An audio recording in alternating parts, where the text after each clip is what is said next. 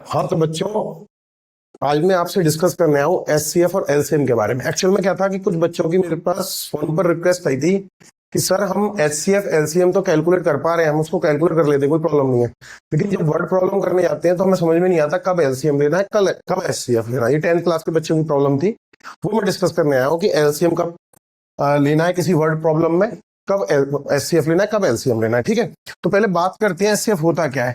HCF होता है highest common factor, नाम सबको पता होगा, और एलसीएम क्या होता है, लीस्ट कॉमन मल्टीपल, ये भी नाम सबको पता होगा। अब जब तक उसकी प्रॉपर्टी को नहीं समझेंगे ये क्या है, तब तक हम वर्ड प्रॉब्लम नहीं कर पाएंगे। हम न्यूमेरिकल तो कर लेंगे, सिंपल एलसीएम निकालना है, एचसीएफ निकालना है, लेकिन वर्ड प्रॉब्लम में कब एलसीएम निकालना है, कब एचसीएफ निकालना है, जब तक उसकी प्रॉपर्टी को ठीक से नहीं समझेंगे तब तक नहीं कर पाएंगे। जैसे मैंने एक्स और वाई दो वैल्यूज ले ली, इनका दोनों का मेरे को एचसीएफ चाहिए। मैंने कहा एचसीएफ आ गया ए, मान लो अब मैं ले लूंगा वैल्यू। तो इस एचसीएफ का मतलब क्या है? एचसीएफ का मतलब है कि ये हाईएस्ट वैल्यू है जो इसको भी डिवाइड कर सकती है और इसको भी डिवाइड कर सकती है। ये हाईएस्ट वैल्यू है जो इसको भी डिवाइड कर देगी और इसको भी डिवाइड कर देगी। जैसे मैंने कहा कि मेरे पास एक 10 वैल्यू है और मेरे पास एक 15 वैल्यू है, इसके प्राइम फैक्टर बनेंगे 2 इंटू 5 और इसके प्राइम फैक्टर बनेगा 3 इंटू 5।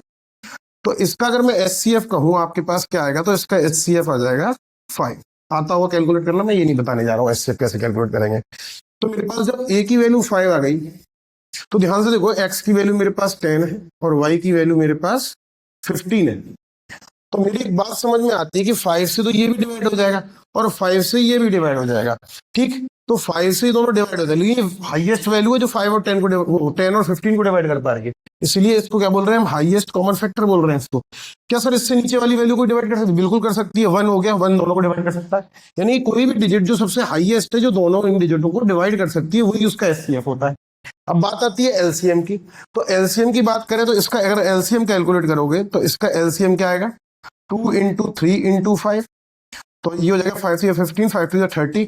तो 30 अब समझना एलसीएम क्या है। एलसीएम हो गया कि ये दोनों वैल्यूज डिवाइड कर पाए, ये दोनों वैल्यूज डिवाइड कर पाए एक वैल्यू को जो कम से कम है। यानी कि मैंने कहा कि यहाँ पर मान लो कोई बी वैल्यू ये आई है एलसीएम निकल के 30, यानी कि 10 30 को डिवाइड कर सकता है, 15 30, लेकिन 30 से नीचे कोई वैल्यू नहीं होगी जो इन दोनों के द्वारा डिवाइड हो जाए। 30 से बड़ी तो हो सकती है 60 होगी, 60 जो 10 से भी डिवाइड हो जाएगा, 15 से डिवाइड, लेकिन एलसीएम जो हो गया आपका सबसे हाईएस्ट वैल्यू, जिसकी वैल्यू आपने एलसीएम निकाला है वो दोनों डिजिट डिवाइड कर सकती है उस वैल्यू को, यानी कि वो सबसे कम वैल्यू हो गई जिसको ये दोनों वैल्यूज डिवाइड कर सकती हैं। ये इसकी प्रॉपर्टी हुई एचसीएफ और एलसीएम की। अगर हमें ये पता है तो हम वर्ड प्रॉब्लम करने में कोई दिक्कत नहीं होगी। देखिएगा इस प्रॉब्लम को समझिएगा, फाइंड द लीस्ट नंबर। अब तो बच्चे क्या है, लीस्ट और मैक्सिमम तो पहचानते हैं, ऐसा नहीं है, आपको फील करना पड़ेगा कि पूछना क्या जा रहा है। कई बार मैक्सिमम भी करके आपसे पूछ सकता है, आपने लीस्ट देखा आपको लगेगा एलसीएम आ गया, लेकिन कई बार दिए ही नहीं होगा वैल्यूज में कि लीस्ट पता करना, जैसे अगली प्रॉब्लम में बताऊंगा मैं। इसमें देखना, least number which when divide by 35 56 and 99 leaves the same remainder 7। कहने का मतलब ये है, वो लीस्ट नंबर बताओ, कम से कम वाला नंबर बताओ, जैसे ये वाला नंबर था जिससे 35 डिवाइड करता है जिस नंबर को, 56 डिवाइड करता है, यानी कि यहाँ पे सम हो गए 35 56 और 91 नंबर हो गए जो डिवाइड करते हैं किसी नंबर को, यानी कि वो नंबर हो गया बी। ये डिवाइड करता है, ये भी डिवाइड करता है, ये भी डिवाइड करता है, और तीनों डिवाइड करने के बाद उसका रिमाइंडर क्या मिलता है, 7 करता है। मान लो अगर रिमाइंडर नहीं मिल रहा होता या नंबर कोई भी होता और ये डिवाइड करता, ये भी डिवाइड करता और रिमाइंडर नहीं बनता, तो वो क्या होता, वो एलसीएम ही तो होता।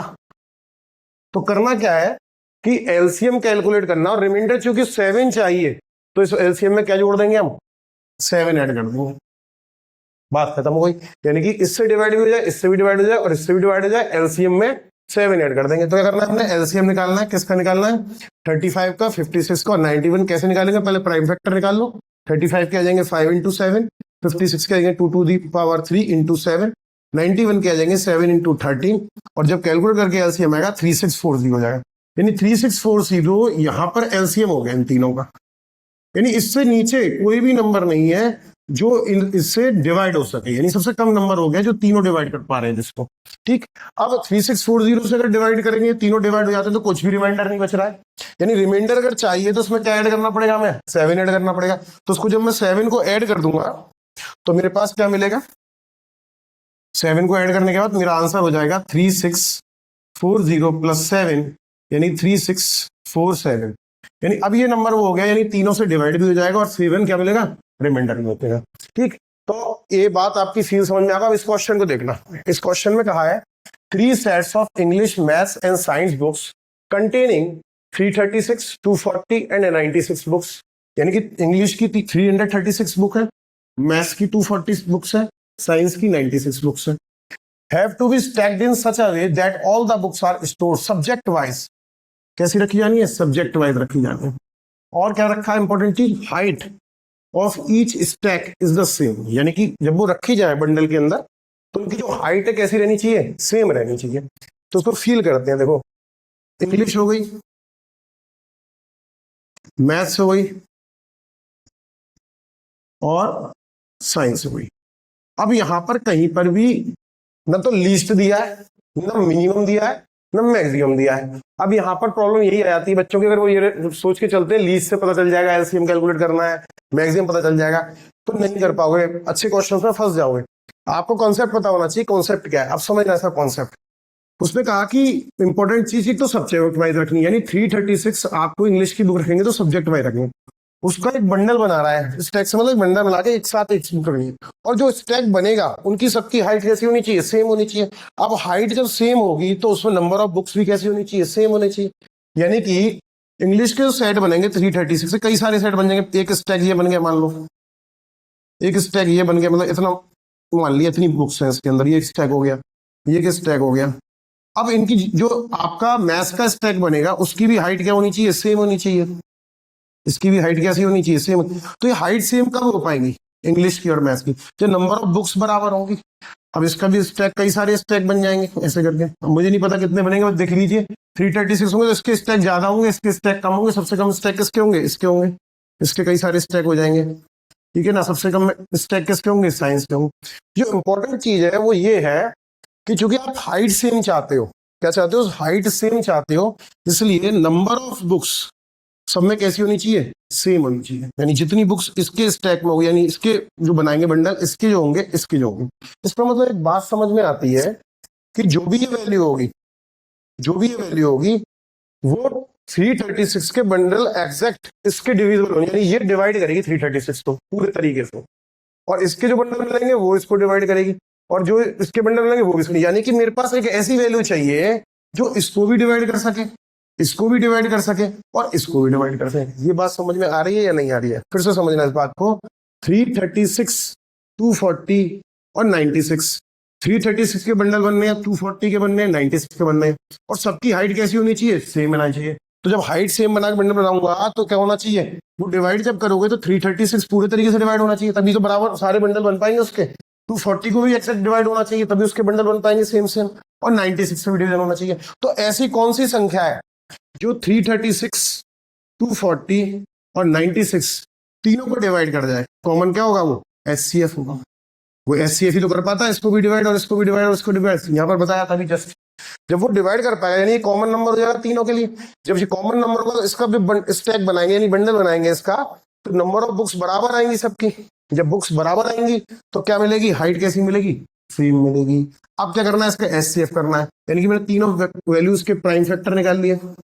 जब मैंने प्राइम फैक्टर कैलकुलेट कर लिया तो मेरे पास एचसीएफ आया 48, यानी कि एक स्टैक में कितनी बुक्स रखनी है, 48 रखनी है।